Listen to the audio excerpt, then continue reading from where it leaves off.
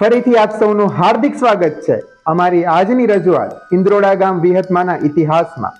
તો આજની આ રજૂઆતને જાણતા અને જોતા પહેલા પ્લીઝ અમારી વિજયસ એન્ટરટેનમેન્ટ યુટ્યુબ ચેનલને સબસ્ક્રાઇબ કરી આજના વિડીયોને લાઈક કોમેન્ટ આપીને શેર કરો। ઘણા વર્ષો પહેલાની આ વાત છે। એ સમયમાં ગાંધીનગરના પીપળજ ગામમાં દેવસડાના 12 શાખના રબારીઓએ આવીને વસવાટ શરૂ કર્યો હતો। પણ તે લોકો તે સમયે દેવસુડા ગામના જીવણબારની વિહત મેલડીને સાથે લાવેલા। ધીમે ધીમે સમય જતા તે પીપળજ ગામના એક રબારીના ઘરે દીકરીનો જન્મ થયો। ત્યારબાદ તે દીકરી ધીમે ધીમે લગ્ન લાયક થવા લાગી। એટલે તે દીકરીના લગ્ન ગાંધીનગર પાસે આવેલ બોરીજ ગામના લુણી શાખના રબારીના ઘરે થયેલા હતા। આમ તે દીકરી વિદાય વખતે માં વિહતમાની જ્યોત પોતાની સાથે બોરીજ ગામ તેના સાસરે લઈ ગઈ હતી। ધીમે ધીમે તે દીકરી સાસરે વિહતમાની ખૂબ પૂજા કરવા લાગી અને સમય રહેતા માં વિહતે લુણી રબારીઓને ઘણા પરચા આપેલા। સમયની સાથે લુણી રબારીઓ બોરીજ ગામમાં માં વિહતની સ્થાપના કરે છે। ત્યારબાદ માં વિહત લુણી રબારીઓના ધાર્યા કામ પૂરા પાડવા લાગ્યા। સમયની સાથે તે દીકરીને 2 દીકરા થયા અને તે 2 દીકરામાંથી એક દીકરો જીવરાજ લુણી બોરીજથી ઇન્દ્રોડા ગામ રહેવા માટે આવ્યો અને તે પણ સાથે માં વિહતની જ્યોતને લાવ્યો હતો। આમ માં વિહત જીવરાજ લુણીની સાથે ઇન્દ્રોડા ગામમાં આવીને વસ્યા। સમયની સાથે પેઢી બદલાતી ગઈ, જેમ કે જીવરાજ લુણીના દીકરા ભગવાન લુણી અને ભગવાન લુણીના દીકરા માંધા લુણીને માં વિહત ખોડીએ રમવા આવે છે। એક વખતની વાત છે, માધા લુણી અને તેનો ભાઈબંધ લાલો લુણી વિચારે છે કે ચાલો આપણે ઈડરવાડમાં ભૂવા પાણી કરવા જઈએ અને તેઓ ઈડરવાડમાં ભૂવા પાણી કરવા ગયેલા। આખી રાત ત્યાં ડમર ડાક વાગ્યા અને તેઓ ધૂણ્યા। પરોઢિયું થયું એટલે લાલો લુણી હાથમાં લોટો લઈને ગામના પાદર તરફ જાય છે। તે જ્યાંથી જઈ રહ્યો હતો ત્યાં વચ્ચે એક દરબારનું ઘર આવતું હતું અને તે ઘરમાંથી દરબારની નજર લાલા લુણી પર પડે છે અને તે દરબાર લાલા લુણીને બંધક બનાવી ઘરમાં કેદ કરી મૂકે છે।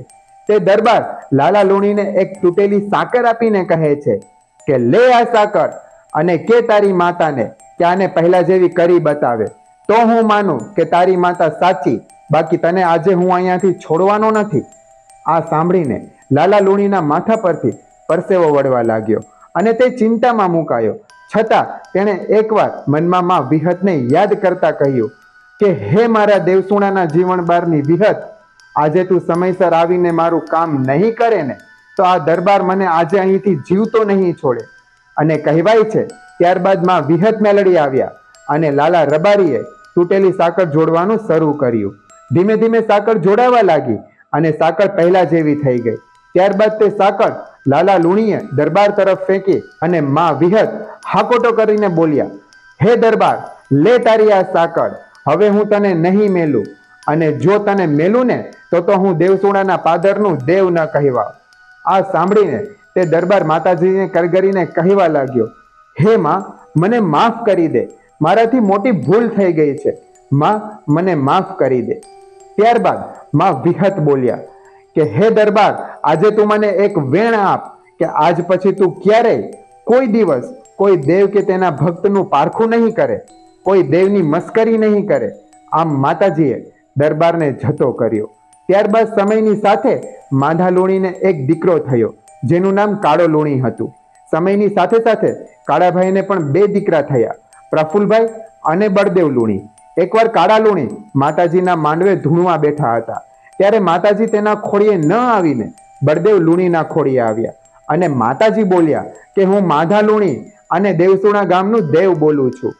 ત્યારબાદ ભુવાની ગાદીએ બળદેવ લુણીને બેસાડવામાં આવ્યા અને તે વખતે લાલા લુણીએ કહ્યું કે હે માં, જો તું લુણીની વિહત હોય ને અને બળદેવના ખોળીએ રમવા આવતી હોય ને તો હું માંગુ ને તે તારે આપવું પડશે, તો અમે જાણીશું કે તું બળદેવના ખોળીએ રમવા આવે છે। વિહત માતાજીએ લાલા રબારીનો માંગેલો પરચો પણ પૂર્યો અને આમ બળદેવ લુણીને ગાદીએ બેસાડ્યા। ત્યારબાદ એક વખતે બળદેવભાઈ એક વાણિયા સાથે ઢેબર તરાવે ભૂવા પાણી કરવા જાય છે। તેની સાથે સાથે શેડફાના કનુ ભુવાજી પણ હતા। આ ઢેબર તળાવની કિનારે એક બાઈ રહેતી હતી જે કામરૂ દેશની મેલી વિદ્યાની જાણકાર હતી અને તે જાતની કુંભાર હતી। આમ ત્રણેય જેવા ઢેબર તળાવે આવ્યા કે તરત જ તે કુંભારની બાઈએ કહ્યું, ભુવાજી, ચેતન થઈને રાત્રે ઊંઘજો, કેમ કે રાત્રે તમારે ચેતવું હોય એટલું ચેતજો. હું રાત્રે તમારી જીભ કાપી લેવાની છું. છતાં બળદેવ ભુવાજીને મનમાં સાચી શ્રદ્ધા હતી કે જો વડની વિહત અમારી સાથે હશે ને તો અમને ઊની આંચ પણ નહીં આવે. ત્યારબાદ ત્રણેય રાતવાસો કરવા ત્યાં રોકાયા. અડધી રાત્રે બળદેવ ભુવાજી જાગે છે ત્યાં તેમનાથી કંઈ બોલાતું નથી હોતું, કેમ કે પેલી સ્ત્રીએ કામરૂ દેશની વિદ્યાથી બળદેવ ભુવાજીની જીભ કાપી લીધી હોય છે. આમ હવે બળદેવ ભુવા મૂંઝાયા અને મનોમન માં વિહતને કરગરવા લાગ્યા.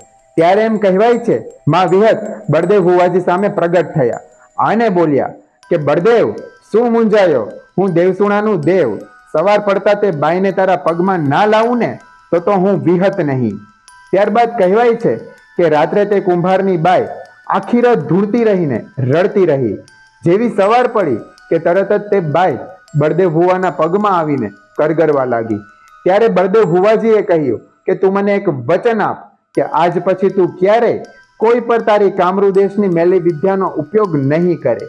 ત્યારે તે સ્ત્રીએ વચન આપ્યું અને તેને વિહત માતાજીએ રાહત આપી. આજે પણ ઇન્દ્રોડા ગામમાં બળદેવ ભુવાજી ગાદીએ બેસીને માં વિહતની થાય એટલી દિલથી સેવા પૂજા કરી રહ્યા છે. ત્યારે પણ ગાંધીનગર જવાનું થાય તો ઇન્દ્રોડા ગામના વિહતમાના મઢના દર્શન અવશ્ય કરજો. તો મિત્રો, આ હતો માં વિહત માતાજીનો ઇન્દ્રોડા ગામનો ઇતિહાસ. અમે આ ઇતિહાસની રજૂઆત ઘણી બધી ભેગી કરેલી માહિતીના આધારે રજૂ કરેલ છે. તો જો આ ઇતિહાસની રજૂઆતમાં અમારાથી કોઈ ભૂલ રહી જતી હોય તો અમે ક્ષમાને યોગ્ય રહીશું. તો આજ સાથે અમને આપો રજા. ફરી પાછા મળીશું આવી જ એક રજૂઆત સાથે. ત્યાં સુધી આપ સૌ જોડાયેલા રહેજો અમારી સાથે. જય માતાજી, જય મા મોગલ.